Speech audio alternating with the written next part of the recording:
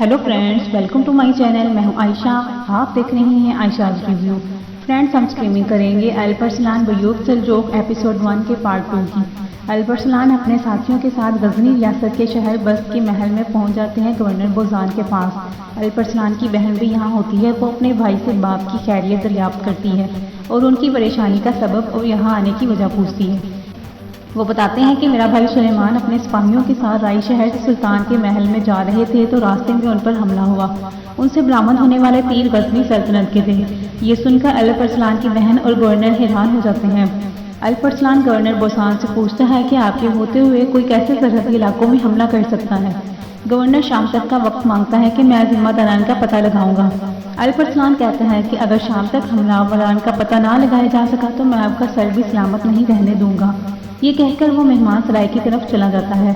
दूसरी तरफ सुलेमान और उसके सिपाही पैसेंजर के मुकाम के करीब रास्ते में ही होते हैं। इतने में एनी किले का गवर्नर का बेटा यानीस घात लगाकर उन पर हमला कर देता है।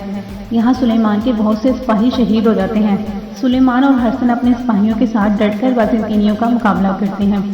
वासपुरा खान किले का गवर्नर भी यानीस के साथ मौजूद होता है। वो सल्जूकियों को नुकसान पहुंचाने में कोई कसर नहीं छोड़ता। वो हसन को जख्मी कर देता है जो कि सुल्तान तागरुल का भतीजा है। वासपुरा खान का कमांडर हसन को शहीद कर देता है। यानीस और कमांडर खुश होकर यहाँ से चले जाते हैं। सुलेमान हसन के पास आ जाता है। सिपाही मलक यानी शहजादा कहकर चिल्लाते हैं। तमाम सिपाही दुखी हो जाते हैं। उनकी आवाज़ें यानीस और कमांडर भी सुन रहे होते हैं। अल्परसलान अपने साथियों के साथ सराय में खाना खा रहे होते हैं। अताबी हसन अल्परसलान से कहते हैं कि मुझे गवर्नर पर बिल्कुल भी एतमाद नहीं है। उस पर पहले भी गद्दारी के इल्जामात लग चुके हैं। अल्परसलान भी कहता है कि मुझे भी गवर्नर पसंद नहीं है। बस गवर्नर की बहन सुलेमान की बीवी है, इसलिए मैं लिहाज करता हूँ। इतने में बावर्ची खाना लेकर आ जाता है और बताता है कि ये खाना मैंने अपने हाथों से तैयार किया है। अल्परसलान का बावर्ची की आस्तीन में छुपा हुआ खंजर नजर आ जाता है। वो उसे पकड़ लेता है। इतने में चेहरा छुपाए हुए कुछ लोग भी अल्परसलान और उसके सिपाहियों पर हमला कर देते हैं। वो इन चेहरा छुपाए लोगों को मार देते हैं। एक जख्मी हमलावर की गर्दन अल्परसलान गवर्नर बोजान के सामने कलम कर देता है। गवर्नर बताता है कि मैंने मालूम कर लिया है कि ये हमला किसने किया है। ये कहकर गवर्नर अपने अमीर को खंजर से मार देता है और बताता है कि तफ्तीश के दौरान हमें इसके कमरे से जो दस्तावेजात मिली हैं उससे हमें बाज़ंतीनियों से ताल्लुक़ के सबूत भी मिले हैं। अल्परसलान बोजान की गर्दन पर तीर रखकर कहता है कि अगर ये मालूमात गलत हुई और ये अमीर बेगुनाह मारा गया है तो आप भी जिंदा नहीं रहेंगे। यहाँ अल्परसलान की बहन शहवार खातून भी आ जाती हैं। अल्परसलान और उसके दोस्त यहाँ से चले जाते हैं। यहाँ सुलेमान भी कबीले में आ जाता है। हसन की बीवी कबीले के काम कर रही होती है। इसी दौरान सुलेमान और उसके सिपाही हसन की लाश को लेकर कबीले आ जाते हैं। सुलेमान जुलेखा खातून को हसन की निशानी दिखाता है जो उसने हसन को दी थी। जुलेखा खातून ये देखकर बहुत ज्यादा रोती है। सुलेमान अल्परसलान और अपने बाप चावरी बे को वाक़े से आगाह करता है। सुल्तान तागरुल का अमीर उनको बताता है कि सुलेमान के सिपाहियों पर बाज़ंतीनियों ने हमला किया जिससे शहजादा हसन शहीद हो गए। सुल्तान ये सुनकर दुखी हो जाते हैं और एनी किले के गवर्नर के नाम खत लिखवाते हैं कि मैं ये खत अपने सिपाहियों का बदला लेने के लिए ऐलान जंग के तौर पर भेज रहा हूँ। ये कासिद को देकर भेज दिया जाता है। वजीर सुल्तान से कहता है कि इस जंग की जिम्मेदारी इनाल इब्राहिम को दी जाए ताकि वो सिपाहियों की सही तरह रहनुमाई कर सके। फ्रेंड्स, ये वजीर भी एक गद्दार है जो महल की खबरें इनाल इब्राहिम को कबूतर के जरिए पहुंचाता रहता है। इनाल को सुल्तान ने गद्दारी के जुर्म में ओहदे से हटाया था। एनी किले में गवर्नर कीका मनूस गुस्से में होता है। अपने बेटे से कहता है कि मैंने तुम्हें सिर्फ मालूम करने के लिए भेजा था कि पता करो हमारे सरहदी इलाकों में कौन है। तुमने ना सिर्फ उनको बल्कि शहजादे को भी कत्ल कर दिया।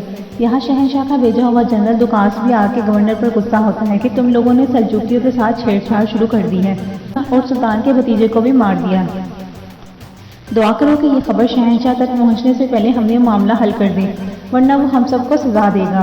फिर सुल्तान का कासिद आके फरमान सुनाता है कि सुल्तान का हुक्म है कि पैसेंजर जहां हमारे सिपाहियों का खून बहाया गया है वहां जंग होगी। गवर्नर ये खत लेकर जमीन पर फेंक देता है और कहता है कि सुल्तान को बता दो कि हम जंग के लिए तैयार हैं। गवर्नर जनरल दुकास से कहता है कि कमांडर लिपार्ट से भी कह दो कि वो अपनी फौज लेकर आ जाए। यहाँ हसन की लाश को कबीले के परचम में लपेटा जाता है। इर्द गिर्द कबीले के लोग जमा हो जाते हैं। अल्परसलान कबीले से कहता है कि मैं अपने भाई हसन का बदला इन जालिमों से लेकर रहूंगा। खैमे में अताबी हसन सुल्तान तागरुल को पैगाम जावरी बे और उनके बेटे को पढ़ के सुनाता है जिसमें सुल्तान ने हसन की शहादत पर दुख का इजहार किया है और कहा है कि मैंने बाज़ंतीनियों को जंग का पैगाम भेज दिया है। कबीले के जवान अपने शहीदों का बदला लेने के लिए तैयार रहे। चावरी भी अपने बेटों से कहते हैं कि आपने अपने चचा का हुक्म सुन लिया है और अब तैयार हो जाओ سلیمان اور الپرسلان اپنی تلواریں تیز کر کے روانہ ہونے کے لیے تیار ہو جاتے ہیں۔ ادھر اینیسینے میں کمانڈر لیپارڈ اپنی فوج کے ساتھ سلجوکیوں کا خاتمہ کرنے کے لیے آ جاتا ہے اور پسندر کے مقام پر اکٹھے ہونا شروع ہو جاتے ہیں۔ گورنر ایمبروکے سے کہتا ہے کہ میں ہار بھی جاؤں تو میرا اصول ہے کہ میں کسی نہ کسی طرح جیت جاتا ہوں۔ میرے بہت سے دشمن قبروں میں پہنچ چکے ہیں، کچھ ابھی بھی باقی ہیں۔ ادھر قبیلے میں آگچا خاتون سرداری خیمے میں آ کر خنجر سے چاغری بے کو مار دیتی ہے۔ اس کے پیچھے سلیمان کی بیوی بھی آ جاتی ہے اور چاغری بے چلاتی ہے۔ یہاں دکھایا جاتا ہے کہ ایک خفیہ جگہ پر گورنر بوزان گورنر کیکا مانوس سے ملنے آتا ہے۔ وہ سلجوکیوں کو نقصان پہنچانے کے لیے ملنے آتا ہے۔ اسے بتاتا ہے کہ اس نے کیسے الپرسلان کے سامنے اپنے وزیر کو خنجر مار دیا تھا۔ گورنر کیکا مانوس کہتا ہے کہ میں آپ کے غزنی سلطنت کے بننے میں مدد دوں گا۔ سلیمان کو تغرل بے کے بعد سلطان بنائیں گے جو ہماری بات مانتا ہے، پھر ہم دونوں سلطنتیں اپنی مرضی سے چلائیں گے۔ گورنر بوزان کہتا ہے کہ ہمارا راستہ روکنے والے الپرسلان کا خاتمہ ہونا چاہیے۔ غدار امیر انال ابراہیم سے ملتا ہے اور کہتا ہے کہ اب تک ہم کبوتر کے ذریعے خط و کتابت کرتے رہے ہیں اور آج ہم مل رہے ہیں۔ وہ انال کو سلطنت کی صورتحال سے آگاہ کرتا ہے۔ ابراہیم کہتا ہے کہ میں سلطان بن کر تمہیں اپنا وزیر بناؤں گا اور اس سلطنت پر ہم حکومت کریں گے۔ پھر جنگ کا میدان دکھایا جاتا ہے جہاں سلجوکی اور بازنطینی فوجیں آمنے سامنے ہوتی ہیں۔ سلجوکی فوج کی طرف سے الپرسلان آگے آتا ہے، بلکار کر کہتا ہے کہ میں کنک قبیلے سے چاغری بے کا بیٹا سلطان تغرل کا بھتیجا محمد الپرسلان ہوں۔